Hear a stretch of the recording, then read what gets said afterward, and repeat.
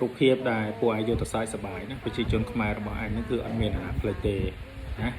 รัตตาสายสบายประชาชนบ่ายนั่นคือรัตถาดักประดัสาพวกนะពីព្រោះ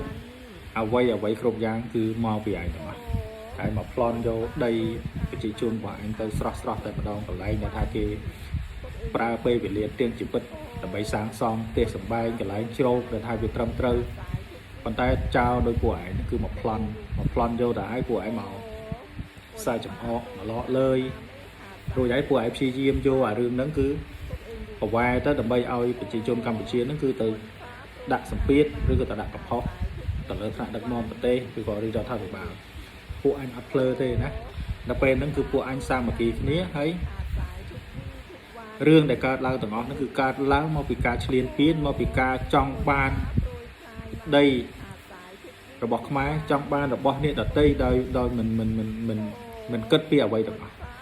សម្ដានចោលដេរឆានបែបហ្នឹងគឺមានតែពួកឯងទេណាអញ្ចឹងឯងសើចសប្បាយសិនចុះណាប្រកបថា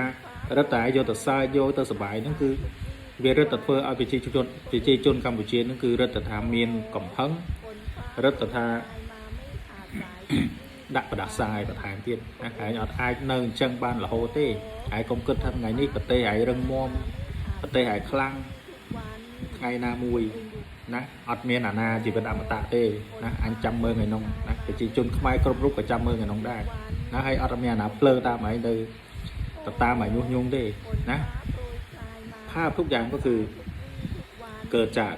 การรุกรานของมึงเอาภาพพวกนี้เอาไปล้อเลียนแล้วก็เอาไปหัวเราะกันเอาไปทำเป็นเรื่องตลกยิ่งมึงทำเท่าไหร่เนี่ยประชาชนกัมพูชาเนี่ยเขายิ่งเกลียดแค้นนะมึงอย่าบอกนะว่าเพราะผู้นำของประเทศกูเขาไม่ได้เกี่ยวกูรู้ว่าประเทศกูเนี่ยมันขนาดไหนป้องกันมึงได้ขนาดไหนถ้ามึงอยากจะปลนอ่ะมึงก็ต้องปลนได้อยู่แล้ว